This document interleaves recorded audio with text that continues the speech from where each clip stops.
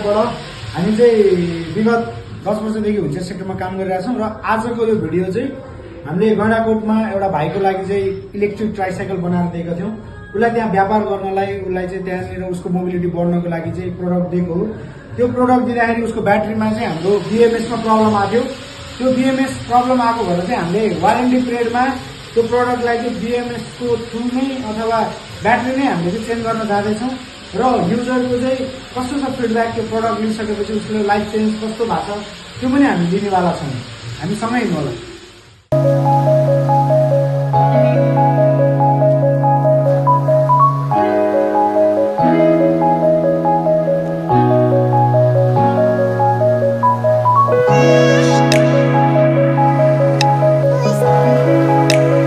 लगभग भाइकोमा आइसकेको छौँ।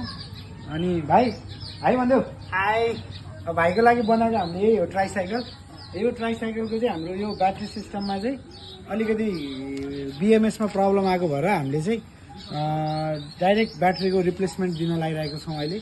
र ब्याट्री हामीले कसरी फेर्छौँ त्यो पनि हेर्दै गरौँला। त्यसपछि हाम्रो भाइ पनि बस्दै गर्छ अनि हामी बनाउँदै गर्छौँ है। ल ब्याट्री, यो ब्याट्रीको चाहिँ सिस्टम हामीले चाहिँ नयाँ हालिदिन लाग्छौँ भाइलाई। के थिएन पुगेको थिएन अरे ब्याट्रीको सिस्टम चाहिँ यो तिम्रो नयाँ हो, बुझ्यौ? अब तिमी धेरै पहिला जति हिँड्थ्यौ नि त्योभन्दा धेरै जान सक्छौ अझै, बुझ्यौ नि? अझै तिम्रो व्यापार राम्रो हुनसक्छ है। ल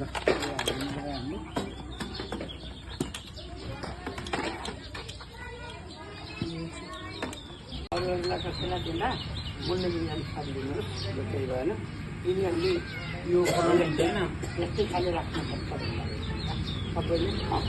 राम्रो मन परायो हो यो खालि साना साना हुन्न भन्दा अनि यो जेनरली अब यातायात खेल्न पऱ्यो बल्ल यो हो यो चलाउने गरेको। अब दोस्रो हल्ला बल्ल राम्रो हुने हो त्यो सबै भयो।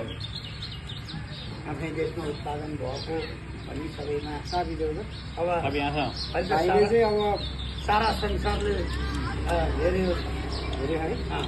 अब यसले गराएर तपाईँ योसित साथी नमानेर यसको चाबी हाली साबी तिमीले सबै आफै गरेर होइन त? लगभग हाम्रो चाहिँ कति महिनाको ट्रेनिङ गऱ्यो उसले? 4 महिना भयो? भयो छैन कहाँ 1 महिना बढी भयो? ल्याएको त 1 महिना 1.5 महिना भयो। वहाँ गएर 29.1 आयो। अब चाहिँ फुल चार्ज हो यो फुल चार्ज 24 किन रोकिने? 24 त यसको 24 वाटको ब्याट्री हो कि यो। ए 24 हो। हाम्रो कृष्ण भाइले चाहिँ इलेक्ट्रिक ट्राइसाइकल लगभग हाम्रो 1.5 महिना उसले घरमा ल्याएर प्र्याक्टिस गरिसक्यो र उसले चाहिँ डिफ्रेन्ट ठाउँमा तपाईँको 5 किलोमिटर 10 किलोमिटर 15 किलोमिटरसम्म हिँडेर पनि उसले आफ्नो व्यापार गर्न थालिसकेको छ। एमा हिँड्दाखेरि चाहिँ उसलाई कस्तो भइरहेको छ? तिमीलाई सजिलो भएको छ? सजिलो भयो त, राम्रो भयो त। अनि एमा चाहिँ उसले आफ्नो व्यापारहरूलाई अगाडि बढाउँदैछ र आज हामीले उसको फिडब्याक पनि लिन आएको छ। उसलाई 2-3टा कुराहरू चित्त नि नबुझाइ रहेछ। जस्तै हाम्रो लाइट अलिकति तल हुनु पर्यो होइन, त्यो पनि बनाइदियो। प्लासलाई त म बनाइदिइहाल्छु। अनि अर्को चाहिँ अब ब्रेक, ह्यान्ड ब्रेक पनि अब अलिकति लागेन, यसलाई नि कसदेखि हाम्रो निको भइहाल्यो। उसलाई चाहिँ यो घाममा हिँड्न पर्छ भनेर हामीले चाहिँ छत पनि राख्दैछौँ र उसले अहिलेको कन्फिडेन्ट तरिकाले कसरी चलाउँछ भनेर यहाँनिर जुन सामान छ यो सामान चाहिँ उसले बेच्दै हिँड्न लागिरहेछ है कृष्ण। हाम्रो चाहिँ यो इन्फिनिटी ल्याबको चाहिँ यसको फिचर यो के छ भनेर हामीले यो पनि राखिदिएको छौँ, हेर्न सक्नुहुन्छ। ल चलाउँ न त। ल लाइट ल्याउँछ अलिकति।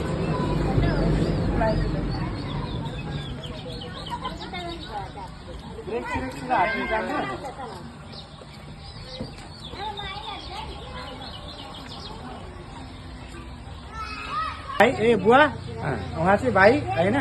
अब उहाँको काम हामीले चाहिँ देखेर अब हाम्रो काम पनि देखेर उहाँले हामीलाई विश्वास गरेर बनाउन दिनुभयो। बुवा यो लिइसकेपछि कस्तो चेन्जेस आयो बाबुको?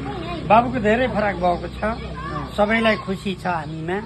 अब यसको मेन्टेनेन्स आउँदाखेरि अब कम्पनीले गर्ने भन्ने यो छ, त्यो अब सबैलाई विश्वास छ। अनि आज ब्याट्री पनि ल्याएर आज ब्याट्रीलाई के भन्नुहुन्छ? अब त्यसलाई धेरै धन्यवाद दिने, राम्रो गर्नु छ।